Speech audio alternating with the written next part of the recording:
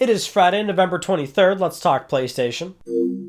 So just an FYI, because it's the Thanksgiving weekend, and this will be even more of a problem come December, but a lot of publishers, developers, they're going on holiday leave, all the folks in the games industry, so we may not have major news stories or leaks or rumors to talk about in the coming weeks, but for now at least, we do have some things to talk about. First up, I actually want to talk just some quick PlayStation sales. I want to do a separate video, but then I thought, I don't really have the time for that, so I just want to post it up real quick in Let's Talk PlayStation. If you're in the US or actually in the United Kingdom, Sony's running some pretty good deals up until the 26th, mind you. But I would have to imagine you're still going to see these pop up in mid-December or later December, or they're probably still going to just keep going because that's just what Sony does. But you can get a PlayStation 4 bundle for $200. Typically with a game, there's a Spider-Man bundle that's really hot right now. PlayStation VR, really good bundles there. You're seeing most PlayStation VR bundles for $200 with some games included. That's a great deal for VR. But the one I'm really looking forward to, well, and the sale's going on now, but it's DualShock 4 controllers. I hate paying $60+ for these controllers, and I love the fact that there's so many different colorways, but I hate paying that much money for them. Well, a lot of them are on sale for $40. In the United Kingdom, I think they're going for like £35. And same with those other bundles, like 180 pounds if I'm not mistaken, but some good deals. You know, I'm sure a lot of you guys are already searching for the things that you're trying to get because it is very hectic going on out there. Anyway, the first actual news story. If you remember in early February, Sony did a collaboration with Nike and Paul George for a PlayStation shoe. Well, they're doing that again with the PG 2.5.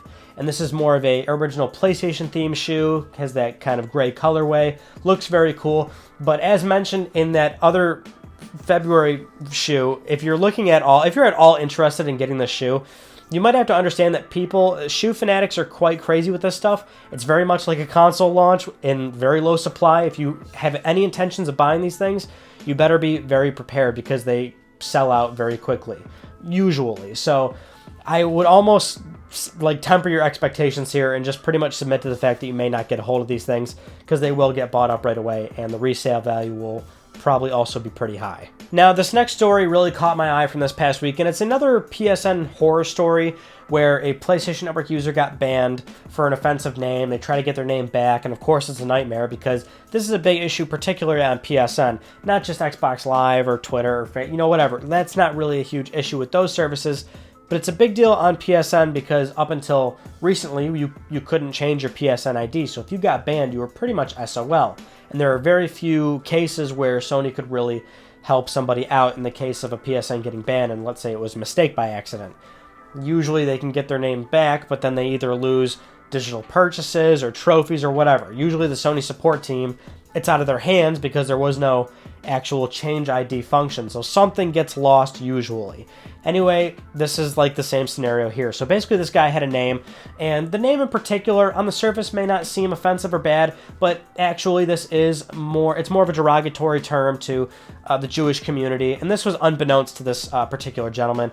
His name actually is loosely translated to Enrique, and he genuinely didn't know, and he was actually genuinely sorry about it as well. He didn't want to offend anybody or what have you. He just wants to get his name changed, and that'll be the end of it.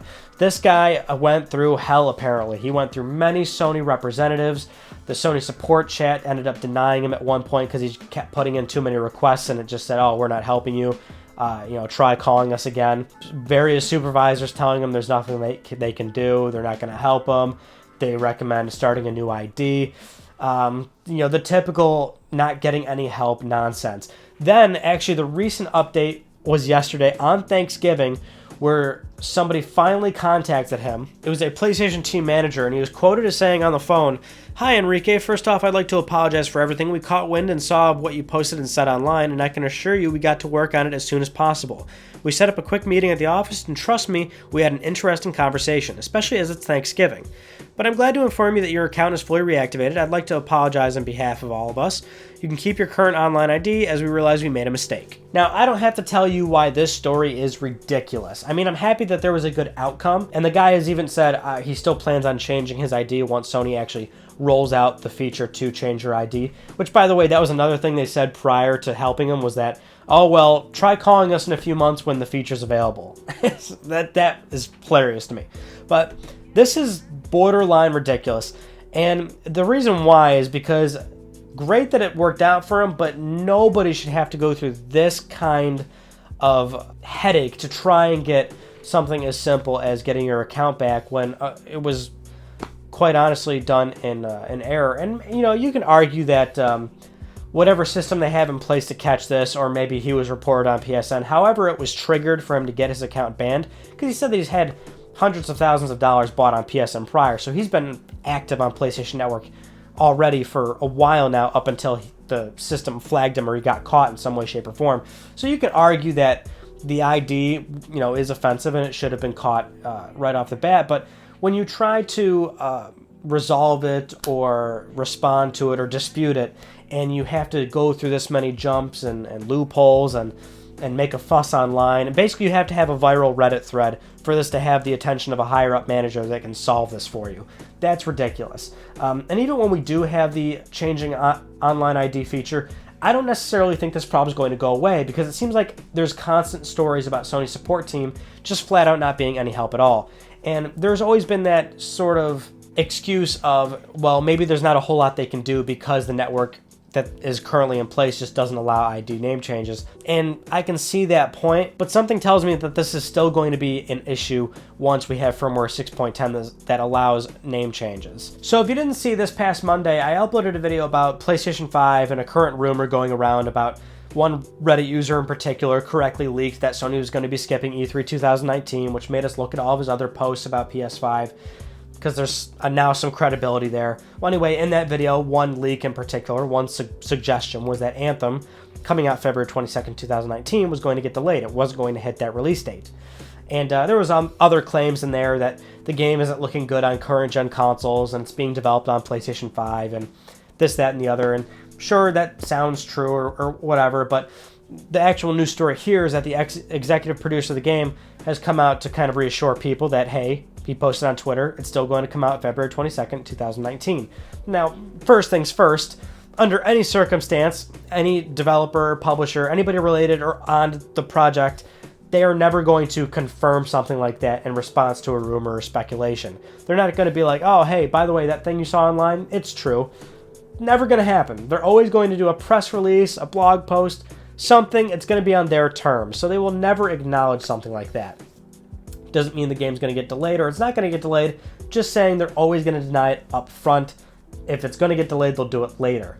The thing I wanted to bring up in particular about this is that if the game gets delayed, that adds a further layer of credibility to that particular rumor from the Reddit user RuthNitCookie, who once again did correctly guess he didn't guess, he leaked it prior and it turned out to be true. He even called it, saying that Sony is going to announce it the next day. He clearly has a credible source close to the games industry.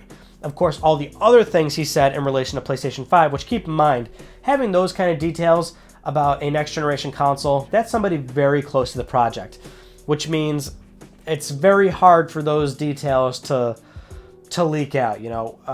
The circumstances of being closely, working on that kind of project, it's very sealed tight. Usually, of course. I mean, things do happen, so just keep in mind, now it's more of a waiting game, because I don't think we're going to get PlayStation 5 official news sooner than, say, Anthem getting delayed. If Anthem's going to get delayed, it's going to come before any sort of PlayStation 5 news, so now it's kind of a waiting game. If we see Anthem get delayed, once again, we can kind of look at that video and really kind of size up those claims, which is that a $500 PS5 price tag, the Ryzen 8 core, the camera sensor on DualShock 5, the PlayStation VR 2 breaker box being put in the PlayStation 5, late PS4 backwards compatibility, and again, you can kind of look at that video to get the minutia of if you didn't see it.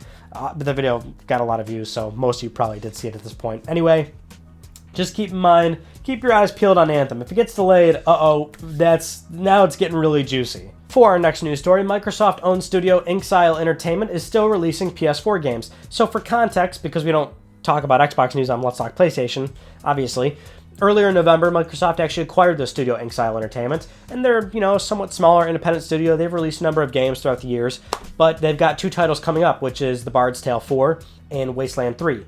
And these games were slated to come to PlayStation 4. Now, when the studio was acquired, of course, it's kind of up in the air. Oh, well, are they still going to release for PlayStation 4? Well, the studio head has reassured us just recently that their games will still come to PlayStation 4. And I guess the kind of thing to kind of talk about here is that, well, they were in the midst of developing PlayStation 4 versions, so they're not going to just flat out cancel their games.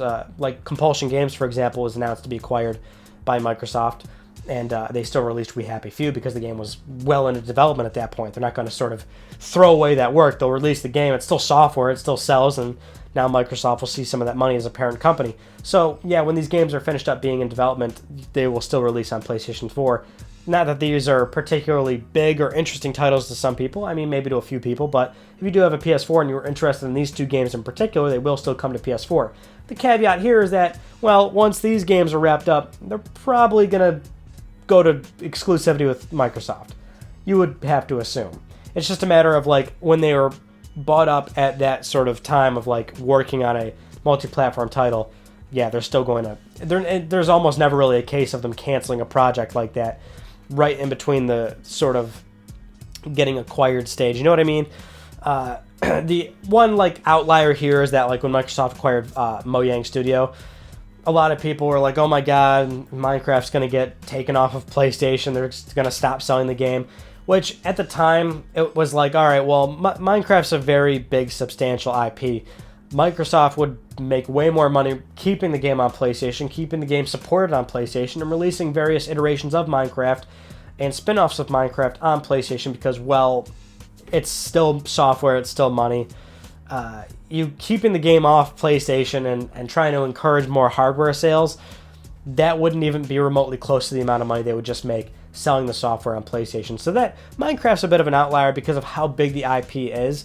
But something in this scenario where, you know, it's a smaller studio, and same with Compulsion, same with Ninja Theory, they're not going to release major groundbreak. Well, they could, certainly, but for sake of argument, they don't have groundbreaking IP that exists today where it's like, you'd just be better off keeping it multi-platform. So those developers, once they wrap up their PS4 projects, are going to go exclusive with Microsoft, which is totally understandable. Something else I'd like you to understand is that I'd like to talk Plus. That's right. Oh, the segue was too good on that one. Or too bad. You be the judge. Let's Talk Plus, the weekly Let's Talk PlayStation giveaway where one of you could win a $10 PlayStation Network code. I'd like to congratulate Kyle Boyette for winning this week's $10 PSN code. Congrats, Kyle. I'll contact you on Twitter this weekend. Respond to me and I'll send you your code. If you would like to win a $10 PlayStation Network code, let me pay for your games. Let me do it.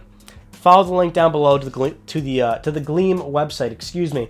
You can subscribe to the channel for an entry. You can follow on Twitter for an entry. You could retweet for an entry. You could follow on Twitch for an entry. I swear I'm going to stream at some point, and the day I do, it'll be glorious. I mean, I did like a while ago, but it's just so intermittent that you really can't bank on me doing it that frequently. But those are some of the news stories I want to talk about with you guys from this past week. So I've been teasing this a lot on Twitter, but I got a very cool video coming up very soon. Well, cool I think is pretty subjective. This is like the coolest and yet the stupidest video I think I've ever done, but it's coming, I'll release it this Tuesday. This Tuesday at 10 a.m. EST.